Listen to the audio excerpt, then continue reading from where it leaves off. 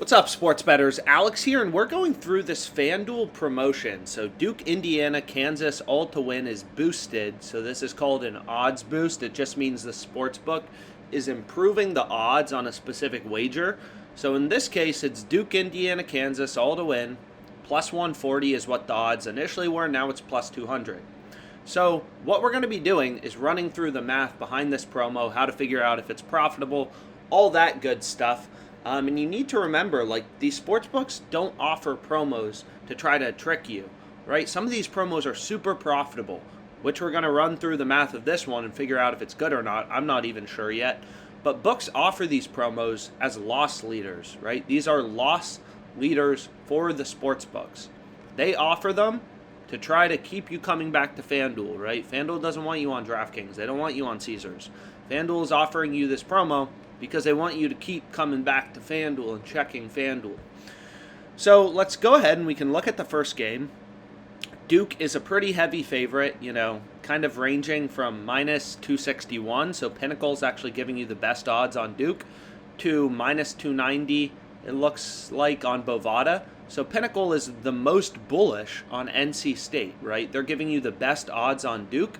So Pinnacle, compared to the rest of the market, is giving you the best odds on Duke, so they're the most bullish on NC State winning this game, right? Sportsbooks imply win probabilities through their odds. So betting on Duke at minus 261, or let's say minus 290 on Bovada, so we can put in minus 290, that means that you think Duke has over a 74.36%, I got to put minus 290 in here. That means you think Duke has a 74.36% probability of winning this game or higher. So if you're betting at minus 290 odds, you have to win over 74.36% of your bets to break even, right? So what we're going to do, though, is we're going to go to this no-vig odds calculator. And any questions you have, feel free to reach out. I'll put my email there.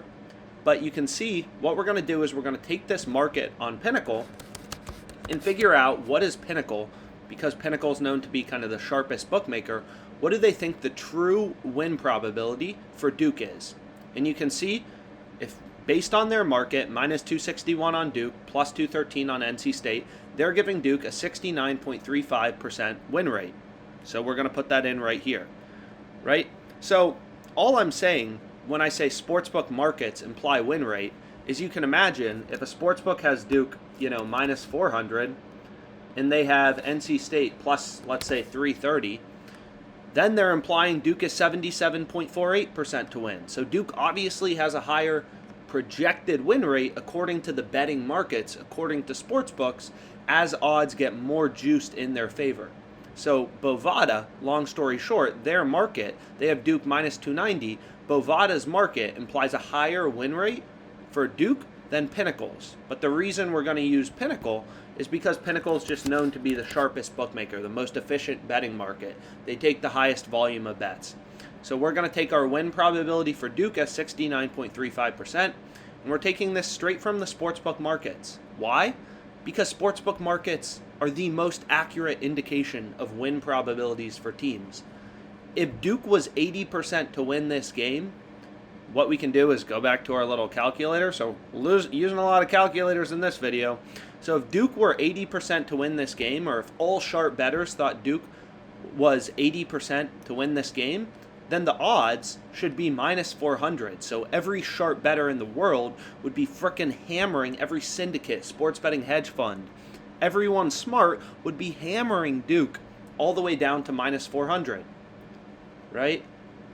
And if Duke was 90% to win, minus 900, right? That's the break-even odds. Everyone and their brother would be taking out loans to bet on Duke at minus 260.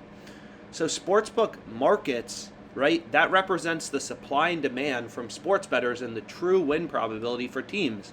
If Duke was more likely to win the game, then the odds would have already moved. If Duke was 80% to win, then they'd be trading around minus 400. They wouldn't be minus 260, right?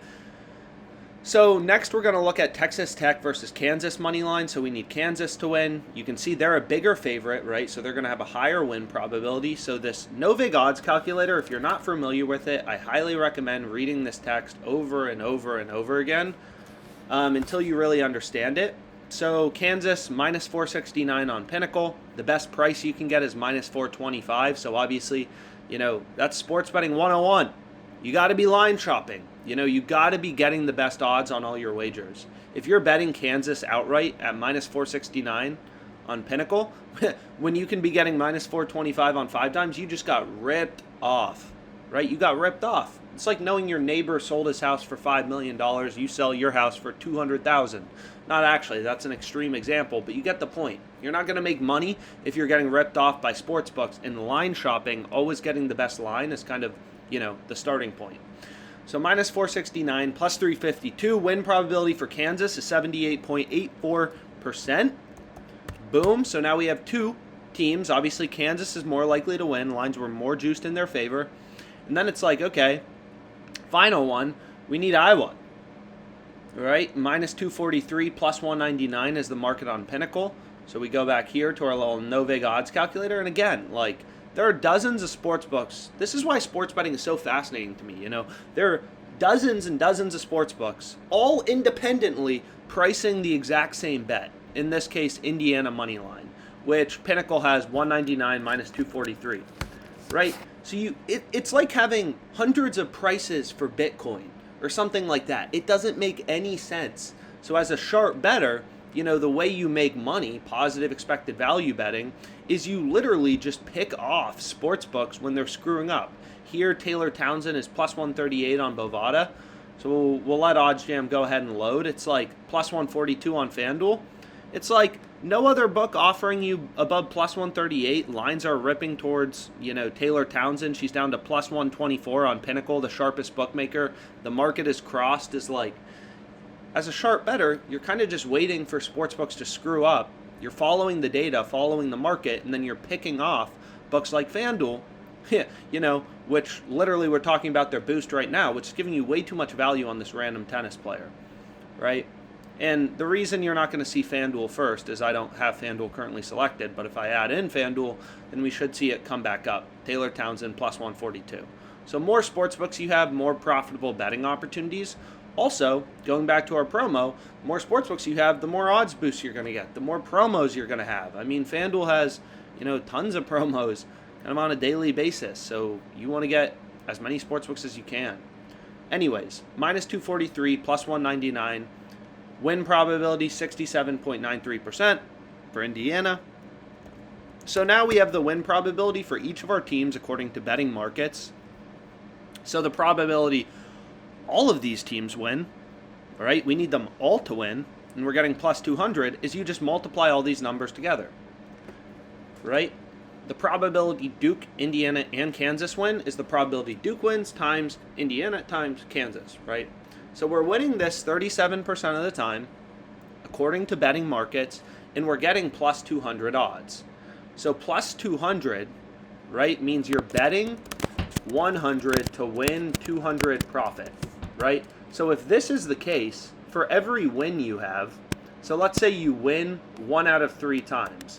So let's say you win 1 out of 3 times, betting at plus 200, right? Which is 0.33333. So if you're winning a third of the time at plus 200 odds, you're breaking even. That means you won $200, then you lost $100, right? You're betting 100, then you lost another $100, so you're flat. Right, so that's what I mean when I'm talking about break-even win rate. When you're betting at plus 200, you only need to win 33.333333% of your wagers to break even, right? Which is the same as this odds converter calculator tells you. So let's go back here. Nope. So we want to go here to this odds converter calculator, right? 33.333% is plus 200 odds, right? You put in 200 here, that's your break even. So we're winning this bet 37.14% of the time. All 3 of these teams are winning 37.14% of the time. So this play is profitable, right? We're winning more at a higher clip than our break-even win rate, right? We only need to win a third of the time, and we're winning 37.14% of the time. So long story short, this bet is profitable at a $6 in EV. The fair price is plus 169, and we're going to make some money, I hope.